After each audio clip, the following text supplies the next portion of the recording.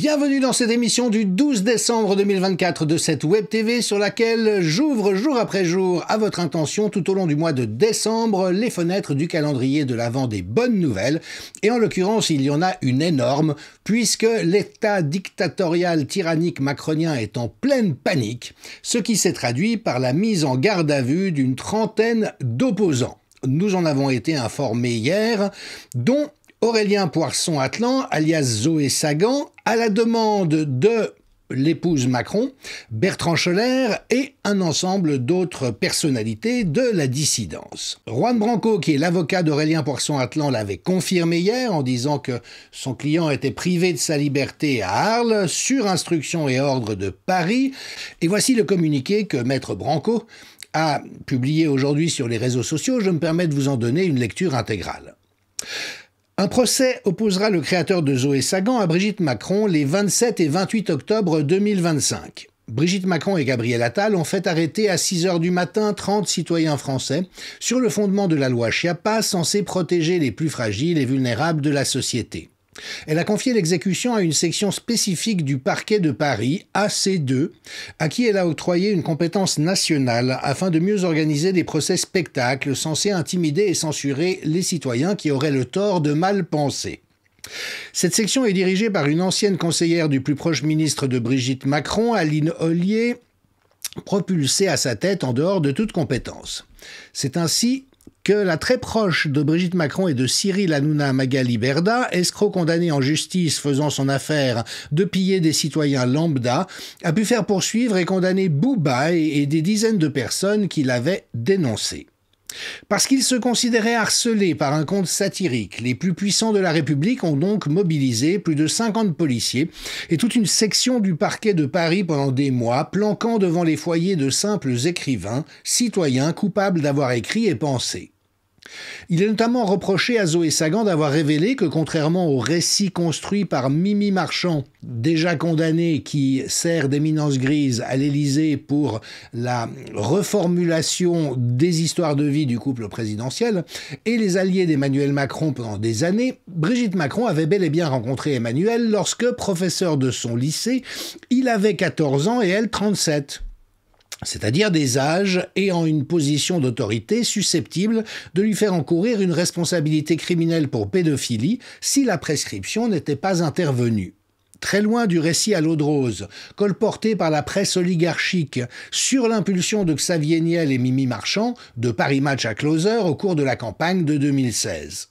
Il s'agit bien entendu du secret le mieux gardé du pouvoir qui ne supporte pas son exposition et qui a tout fait pour abattre ceux qui l'exposaient. Zoé Sagan a eu le tort de l'exposer ironiquement, de façon humoristique et tendre, sans violence, et de fonctionner en miroir de nos dirigeants, en faisant ce qu'elle appelle elle-même de l'infofiction. Son créateur l'a payé de sa liberté, il sera jugé, et il appartiendra à chacun de s'interroger sur si cela doit ou non être accepté.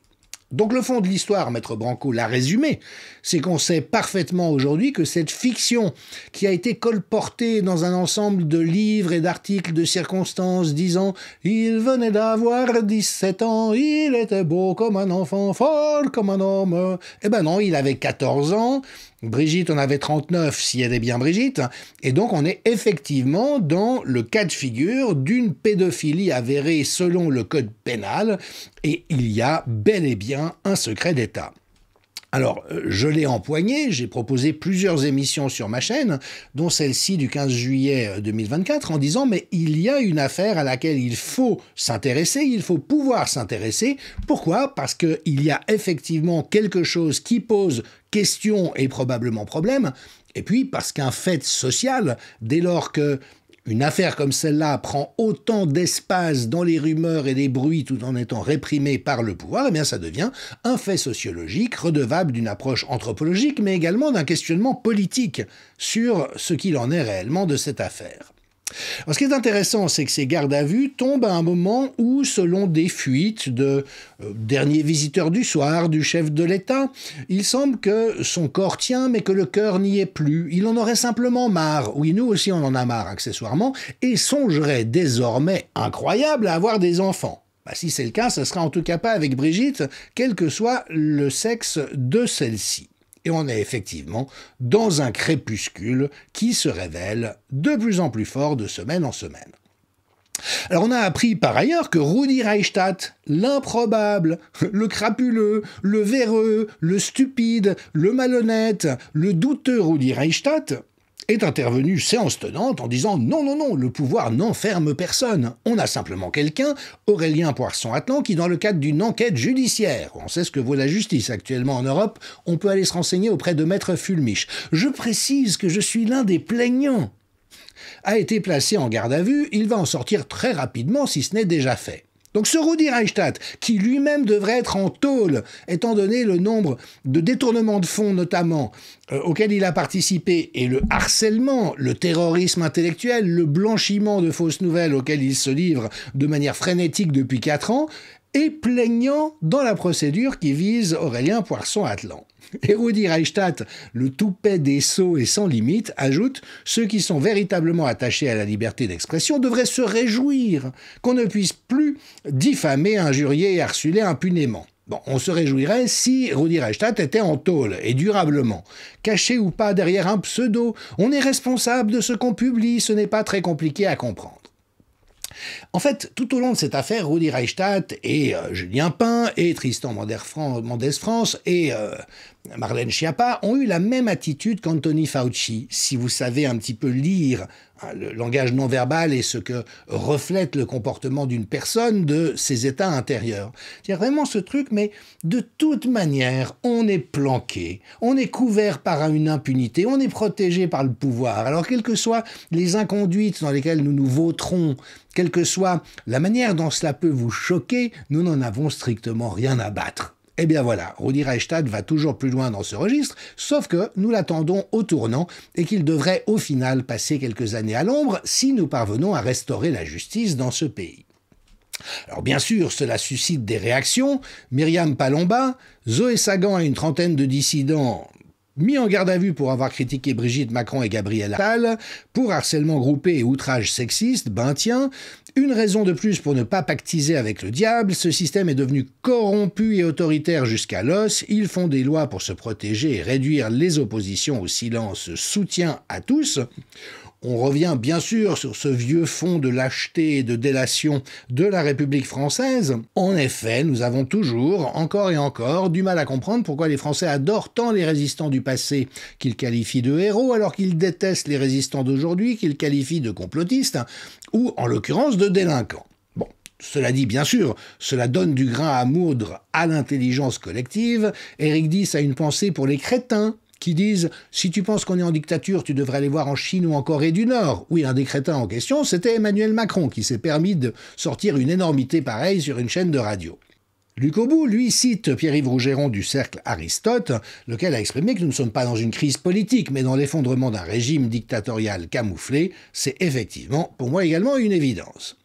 Alors on en revient à la loi Schiappa, présentée sous prétexte de protéger la liberté d'expression après l'assassinat de Samuel Paty, que la mémoire de cet homme aura servi à nombre de turpitudes macroniennes, n'est en réalité qu'un nouvel affront à cette même liberté. Cette dictature est une honte, surenchérit un autre commentateur. Mettre le créateur de Zoé Sagan en prison pour le faire taire est inconcevable et bricoler les lois à cet effet démontre bien sous quel régime est la France. En effet. Cela dit, ce genre de cas de figure se passe aujourd'hui dans tous les pays d'Occident qui sont aux mains d'une manière ou d'une autre de l'État profond.